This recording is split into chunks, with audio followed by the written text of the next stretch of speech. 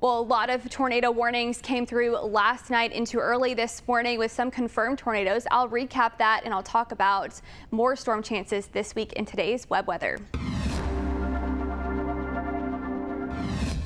Here's a look at those tornado warnings since yesterday, April 19th through today. The only tornado warning we've had for your Sunday, and it'll be the only one, is the one for McCurtain County there. Did not last very long, at least in McCurtain County, that is. Only lasted for maybe 30 minutes in the county, maybe even not that much. But overall, we had 32 tornado warnings issued since yesterday. Here's a look at where that front, you can kind of see how they all just trained across the same location. That was where the cold front stalled out last night into this morning. We do have 4 confirmed tornadoes. And we do have preliminary ratings for 2 out of those 4 tornadoes, including Ada, Oklahoma, EF1, and Courtney, Oklahoma, which is in Love County, which was an EF1. These are preliminary, could go up in the next couple of days. We'll stay tuned. We'll keep you informed on that. Pontotoc County had 1 tornado. That was the Ada one.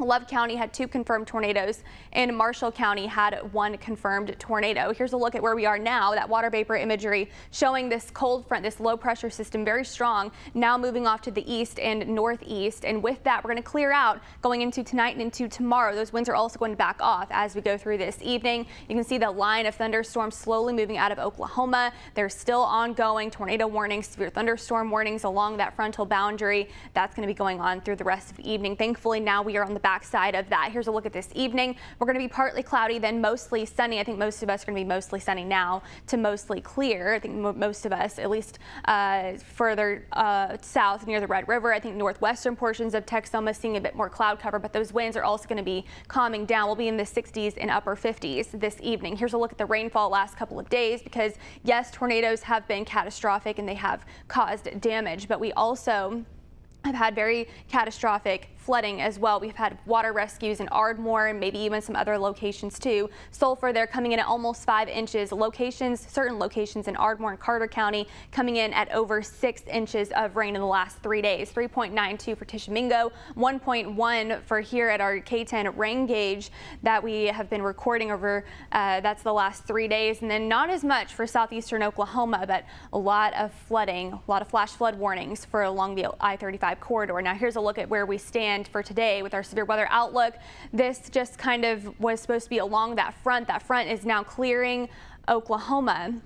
So this level 2 was really for earlier. Not concerned about severe weather for the rest of the day. Tomorrow we're going to be sunny. It's going to be great. Tuesday though, beginning late in the evening and overnight, really, we're going to see a level 1 out of 5 risk for severe weather, 60-mile-per-hour winds, quarter-size hail possibly. With that, these thunderstorm chances over the next several days do look a little lower end. Upper level support not looking as great. Here's a look at the next couple of days and what we're tracking. Going to be in the 70s. Going to see those thunderstorms increase middle of the week. Here's a look at that upper level pattern, that low pressure system from this weekend moving off.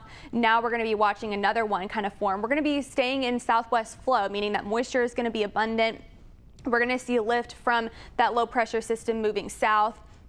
And we're also going to see that dry line off to the west. Those storms are going to be firing up off that dry line and moving east Tuesday night into Wednesday.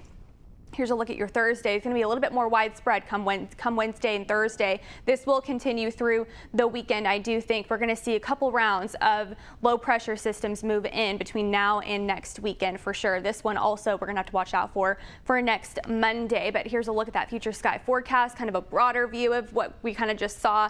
That cloud cover going to be moving into northwestern counties and northern counties. We're going to be clearing out Tuesday, a little bit more cloud cover, partly to mostly cloudy, and then we're going to see those rain chances pick up Tuesday into Wednesday for the rest of the week. I'll have more details on that tonight on K10.